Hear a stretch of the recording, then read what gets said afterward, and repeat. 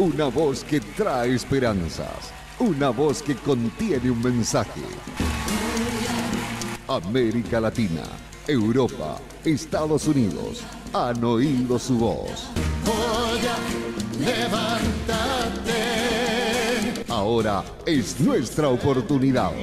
El Ministerio Judío Mesiánico Mahut HaShamayim, Reino de los Cielos, presenta al rabino judío mesiánico Daniel Paredes von Katzenberg en el mensaje del Evangelio de Yeshua HaMashiach, Jesús de Nazaret. Amigo y amiga, el Maestro está aquí y te llama. Tu vida vieja, por una vida nueva. Levántate, Señor. Hola, ¿qué tal? Continuamos con nuestra serie de demonología y exorcismo. Bien, veamos hoy algo más para interesarnos un poquito más. ¿Cómo llegó todo esto hasta nosotros? No somos los únicos que lo hemos padecido. La historia está plagada, la literatura, la pintura, todo el arte ha expresado a los demonios desde la antigüedad. Esto comenzó, como dijimos, en el mundo caldeo, la civilización caldea, sumeria.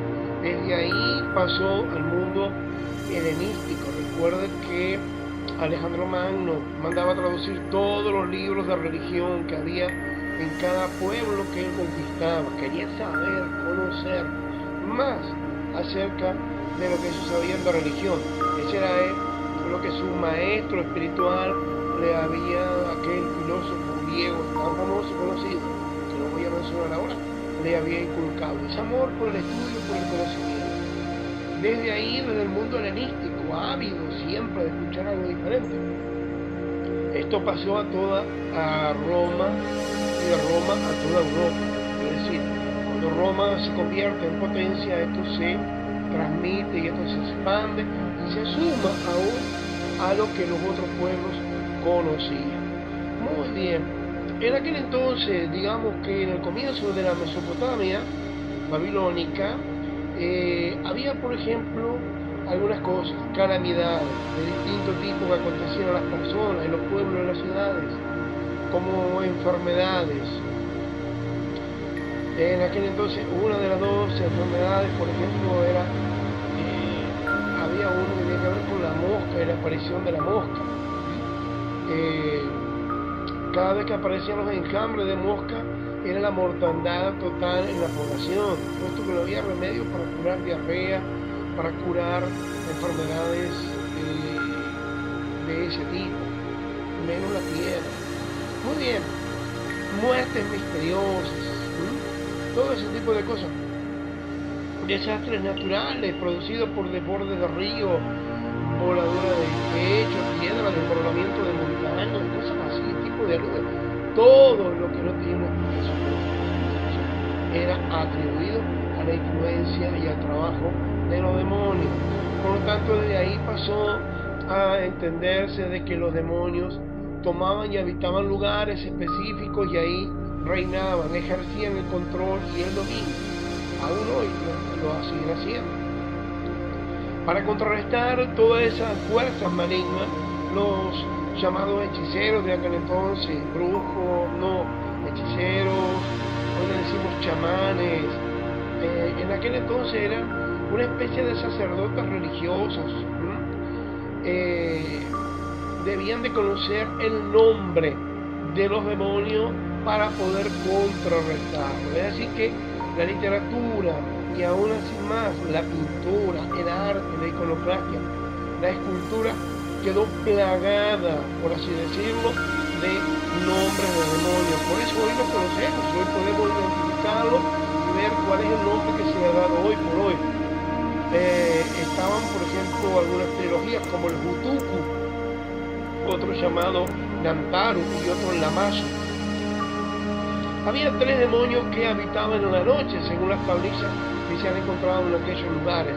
Se habla de un demonio llamado Lilu, se habla de otro llamado Lili, muy conocido en la literatura sumeria y hebrea, y se habla de otro más peligroso llamado Ardat Lili. Esos eran los 3 demonios clásicos tipos de la noche. Más aún, aparte de esto, existían 7 demonios que producían enfermedades en distintas partes del cuerpo. Se sabía en los órganos que producían esas enfermedades, era producto de uno de estos 7 demonios ya conocidos. Bien, en la literatura y el arte, al examinar toda la literatura y el arte mesopotámico, tanto la pintura como la escultura y aún la poesía también, ahí podemos ver dos cosas. En primer lugar, el carácter que tenía, es decir, cómo se comportaba, qué era lo que producían. Recordemos que cuando le traen a Jesús un joven endemoniado, le dice, de momento lo echa en el fuego, de momento lo echa en el agua, queriendo destruirlo. Es decir, eso era el carácter de esos demonios, lo que hacían. Y otra cosa que vamos a descubrir allí también es la apariencia o imagen que podían tener esos demonios en la ingenua mentalidad de aquellas personas. Ellos lo representaban de dos formas, en una mezcla, una simbiosis que tenía rasgos humanos, características humanas, pero también tenía características que eran propiedad de animales, típicas de animales conocidos por ellos. La literatura, el arte, está plagado de todo ese tipo de dibujos, imágenes de estatuillas realizadas y encontradas que hoy se guardan en los museos, que nos permiten entender a nosotros cómo eran aquel entonces, la idea que ellos tenían de esos demonios y cómo lo representaban. Digamos, a todo esto, una de las cosas que era propio de esos demonios en la literatura se puede apreciar es que por las noches visitaban las tumbas. Eran muy habituales de esos lugares donde había personas enterradas. Al parecer se alimentaban del cuerpo dejado allí en la tierra, putrefacto, y que se estaba desintegrando. Parece que tenía una especie de energía o alimento para estos demonios, los cuales se desesperaban justamente por aquellos cadáveres frescos que eran enterrados normalmente cada día. Ahora bien, aparte de esa necesidad de visitar las tumbas por la noche, también se dice de que habitaban lugares solitarios y sombríos, lugares abandonados, lugares que estaban solos, llenos de mugre, con pastos crecidos, realmente abandonados, desolados, con un aspecto muy feo. Es decir, hoy por hoy también nosotros vemos que una de las causas que son provocadas por los demonios en algunas personas es cuando están controladas y dominadas, entran en un estado de abandono, de descuido de su apariencia personal, de descuido de su vestimenta, descuido del sitio donde viven. Ese lugar que antes podía haber sido una habitación limpia, pulcra, ahora se vuelve una habitación llena de mugre, de restos de comida, de ropa sucia por todos lados tirada, de cosas hediondas en los rincones. Es decir, convive con la mugre, con la inmundicia. Todo eso hace hablar de que allí hay un espíritu que provoca ese estado. Muy bien, para terminar con esto, digamos también de que había demonios buenos para ellos. Se habla de Shedús, y hemos mencionado anteriormente, si yo no me equivoco, los Lamazu, Shedús y Lamazu. Estos eran demonios buenos, o ángeles buenos para ellos, que repelían a los demonios malos, que tenían poder, control y dominio sobre los demonios malos.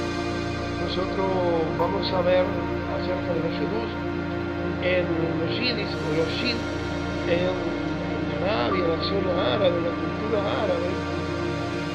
Estos Muchas veces se recuerda aquella historia de la lámpara de Aladín, algo que es cierto, es decir, se podía encerrar un demonio, capturar un demonio, encerrarlo dentro de un lugar.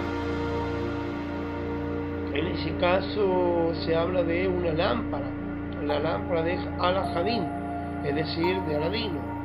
Y ahí adentro había un genio, un demonio, que estaba guardado. Es decir, lo que no se dice es que el recipiente poseía unos ciertos nombres, los cuales eran nombres divinos, nombres de Dios, que permitía encerrarlo ahí adentro y obligarlo a trabajar para ellos. Realizaban tareas, realizaban funciones, por eso cuando el genio sale, emerge de la lámpara, lo primero dice: ¿cuál es tu deseo, mi amo? Es decir, eran demonios que estaban siendo utilizados para trabajos. Esto no es nada nuevo, se conoce en épocas más modernas de otra forma también. Pero es posible, sí que sí.